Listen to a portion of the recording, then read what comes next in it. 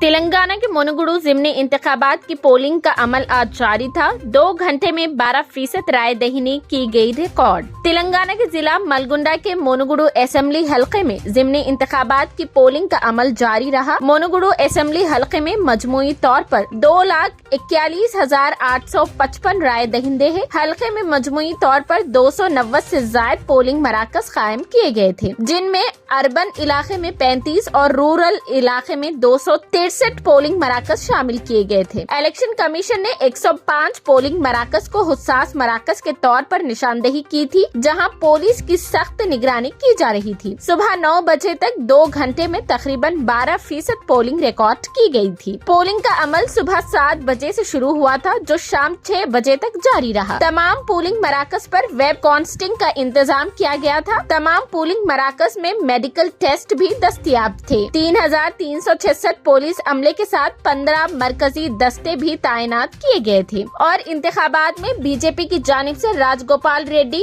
TRS کی جانب سے سابق رکن اسمبلی کے پربھاکر ریڈی مقابلہ کر رہے تھے، جنہوں نے 2014 کے اسمبلی انتخابات میں اس حلقے سے کامیابی حاصل کی تھی۔ اسی طرح خاتون امیدوار پی سرسوتی کانگریس سے قسمت آزمائی کر رہی تھی۔ مجموعی طور پر 48 امیدوار میدان میں تھے۔